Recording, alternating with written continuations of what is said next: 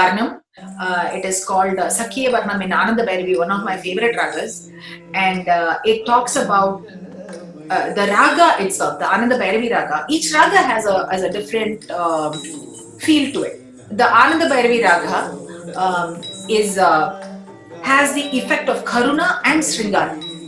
Karuna is compassion, Shringaram is romance, affection, love. So those are the two aspects that are strong in Ananda Bairavi Ragam, but it also lends itself to bhakti, which is devotion. Again, a very strong core of this Varnam. Vinaya, which is reverence, prayer to God, again a part of bhakti, and Anandam, Ananda Bairavi, Anandam, happiness. So again, Hasya and Shringara go hand in hand. The happiness goes hand in hand with Shringara. So the Sthai Bhava or the main Bhava of that Varnam is Shringaram. It's the Naika, the heroine, pining for her beloved. Here it is in the temple called Mannargudi temple, Rajagopala Swami. It is pining for that Lord. So she calls her friend, she tells, my friend, go bring him. He's someone I love. Go bring him. Bring this Krishna to me. Bring this Rajagopala Swami to me. So in that there is a line called Pangana Mayile Adika Mayalal Madi Mayangi Bhuvali Ma Madani Totodar. Okay, first the meaning. A lot of you who know Tamil, this is quite unnecessary, but it is still Sanskritized out there. Tamil is a little bit scholarly Tamil. Pangana, beautiful Maile. My friend, you're like the peacock. So now she's flattering the friend because it is important to flatter the friend. You want her to do work? You better flatter the friend, right? So, Pangana Maile Adika, there is so much love. Mayalal, I am so much in love with this person. Madi Mayangi, I am swooning, I am falling, I am so much in love with this man, intoxicated with love. Madi Mayangi, my heart, my Madi is actually the brain. Madi Mayangi, Puvali, the one who holds the arrow of flowers, flowered arrow, which is Manmada. Ma Madan, Manmadan, it is falling, his arrows are falling on me, I cannot bear the pain. So when she says that, you can how beautiful the words have been arranged by the Tanjore Potted brothers. Ponnaya has written this, some people say Sadashivam. Ponnaya has written this, and he's one of the Tanjore Potted. Again, when I talk about Margam next week, I will talk about it. So, Pangana Mayile Adika Mayala Madi Mayangi Uvalima Madanito. And the walk, the movements are also going along with the musical. So the timing of each word, it falls on each word. So now we are going to, if I touch upon three things: Pada Artha, Kavyartha, Vakyartha. So you have to know the meaning of each word. You have to know the meaning of the sentence, what that sentence conveys. The longing. She is telling her friend the longing. It's the message. It's the conversation the heroine is having toward her friend, toward her Sakhi, her friend. And the Kavyartha, the entire thing is laden with Shringaram and Bhakti toward this Swami who is Krishna. In that temple, the Mannargudi and the temple of where he actually wrote this. So Pangana Maile, my beautiful, and this is one of the classics of Rukmini Devi or Klashtra. So she knew the musicality of it. So she said, she waited. Pangana Maile. She just said Pangana Maile. No. Pangana Maile. She gave time for us to drag the arm out and the Rangika Abhinayam to stretch it out to Nritya Raman position and keep it there. So you see why Nritya is important? Because to go into this and to hold your arms up, you still need the perfection, Angalakshanam of that Nritya, of all those things to use your Abhinaya, your body. Enough for your Sundari, your Adami movements to come, your eyes to move. Mayile Adika Mayala. That love, you have to show a little bit of movement, sitting full muddy, and you have time to get up. I don't have space here. Madi, instead of showing Madi, she showed the heart because that was the one responsible for love. Madi Mayangi. So Mayangi, the way the words are arranged according to the music and the way we move our body. Mayangi Puvali. 1, 2, 3, 4. 1, 2, 3, 4. See the timing that Rukmini Devi took, Atai took to do this and this. Puvali Madani. Immediately we have time. So stretch your body, look up, and it's falling on you. So that every part of Angika Vinaya. So the stand, the look, the looking up, the backside, pulling it back onto your body. Every aspect of Angika Vinaya is very critical in this. So when we talk about the raga, musicality, I'm giving an intro to next week to here, and how that main bhava, the sthayi bhava, or the stable permanent emotion, from there, if I were to do a sanchari, right, in this, what would I become? I would become a heroine. We talk about Ashtanayikas again. There's another topic. We'll talk about Ashtanayikas to touch on that too. If I were to take this line, only this line, so I will talk about, getting ready. The one who gets ready and she waits for a beloved, that Naika. I would get ready, wait for him, and then call my friend and say, what is this? He has not come yet. That is what she does in the second line. Instead of getting ready, she says, Neenga, Iravul, Punga, Kuyil Paduga.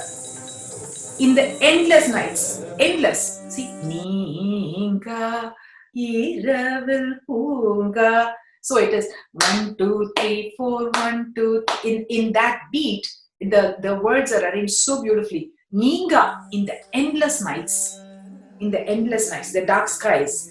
I wait in the park. I wait there. What is there in the park in the endless nights? The night feels endless. The only thing she can hear is the koil bird singing. And the singing of the koil bird, again we talk about the cause. When we look at Shringaram as a thing, beautiful music, beautiful surroundings, evoke Shringara Rasa. The Vibhava or the cause is that, and that evokes Shringara Rasa.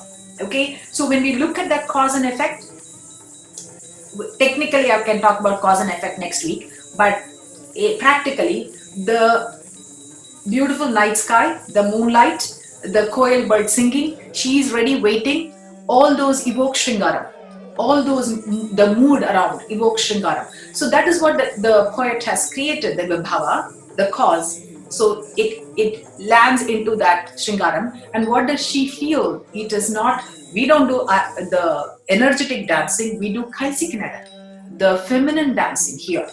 So that is why in Shringara heavy dance form, the poet writes as a woman, pining for Lord.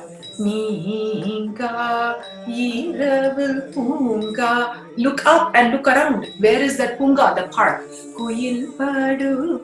The koil bird is singing. Kuyil, this beautiful, beautiful koil bird is singing. Kuyil Paduga. And I am waiting for him. Right? And that is what he does. Take another example. Krishna is a very Shringara hero. He's a hero who's considered a very Sthatha. In Shatha is the hero who is very who has a lot of girlfriends and loves them all equally, and he's very cunning also. So Krishna falls under that role. So let's go to Shiva Beriman, right? Our Lord of Dance. If I go to Shivan and I say, okay, how do I do this for Shivan? My body language will change a little bit. The way I portray it will change a little bit. Now I will jump into Papanasam Shivam's varnam. I love varnams. Padams, why Jayanthi auntie, you're not talking about padams. Jayanthi auntie will talk about padams next week when mommy is with me. And I will talk about jatis and korvais and what is the thada base with Venkat, our Mridangam teacher, and with Suki, our Nattavangam teacher. So with Papanasam Shivam, it is a very famous Nattakurinji varnam. You must have, a lot of people would have heard this. Swami Nanandan Adimai. Again, a Tamil varnam here. Shivam Papanasam Shivam. When I mean Shivam, I mean him. It says, Swami, my Lord, Naan, I am your slave. It doesn't mean slave here. It is called the absolute surrender, right, to God, to Bhakti. It is the Bhakti emotion here. Undan Adimai, Endru, Ulahamillam, the entire world knows this, is aware, the entire world is aware that I am your slave. No. it means devotee here. It means devotee here. And so we go like this, it means devotee. Right? It does not mean servitude. It does not mean servant. It does not mean obedience beyond bhakti, where I surrender myself to you. Because here, unlike Krishna, which is a different god, we make him more human. Shivan is the absolute. He is absolute. He is Mauna Guru. He is absolute. So the devotion becomes more intense and the surrender is intense. So the heroine says, Shivam writes as himself, says heroine, and he says, Swami, naan undan adimai ulahamellam, or ulahamella. Anyway, you can show ulaham, whatever that is, that's ulahamellam adiyume. The whole world knows this. It is. I have no shame in hiding this. The whole world knows this. I am not worried. This is what it is. In this, again she says, the poet says, Tamadam seyyadu vandarul mador panga bhutesha. So Tamadam is delay. Without delay, come and bless me. Vand arul, here it goes back to blessing. Not come join with me, come play with me, come sing with me. Vandarul mador panga bhutesha. And Papanasam Shivam's entire knowledge of Shiva, of Shaivism, of how to showcase this god, which is best for dancers, right? Dancers love music, that lyrics that can convey a lot. We can use our body a lot. And here, the singer says, Tamadam sheyad vandarul. Come and bless me, come and hold me. However we want to convey, interpret as dancers. Arul, Madhur Panga, or Madhur Panga. Madhu, woman, Oru Panga, one side. One side of his body is a woman. A man has the guts to give half of his body to a woman and still be the man that he is, right? So Shiva embodies that man, that Ardhanari. Madhur Panga. Madhu, Oru. Madhu means woman, Oru means one, Panga means part. One part of your body is Parvati, Madhur Panga. Bhutesha. Here it is not Bhudangal, it is not the demons, Bhuta. Here it means the Panchabhuta, the 5 elements. Madhur Panga Bhutesha. The Lord of the 5 elements. The Lord of the 5 elements, Panchabhuta. So you can see how beautiful the lyrics have arranged themselves. So again, if I were to do a Sanchari in Swami Nandanadime, I would go do the prayer. I would pick all the flowers, I would do this, I would pray to him, and I would say, I am in absolute surrender, my Lord. Everyone knows this. Tamadam Shriyad Vandaru. What story would I take here? I would take a story like Markandeya, right? Where would what would I do? I would take. What would a dance teacher do? He would take a story of Markandeya. What happened to Markandeya? He said he was told that he would die at the prime age of 16 or 18. I don't remember one of them. And his parents said, yes, give me a son who's amazing, but I will take a shorter lifespan. But when we came near to the son's death, they couldn't take it. So he prayed to God and said, please, I have to take care of my parents. Somehow, make me live. So Shiva Bhiraman comes, of course, and there is a story, and then, he's given a Purna Aisa. And that is without delay.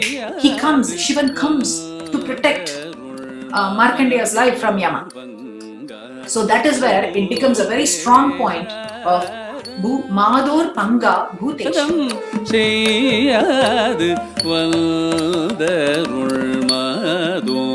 Panga Bodesha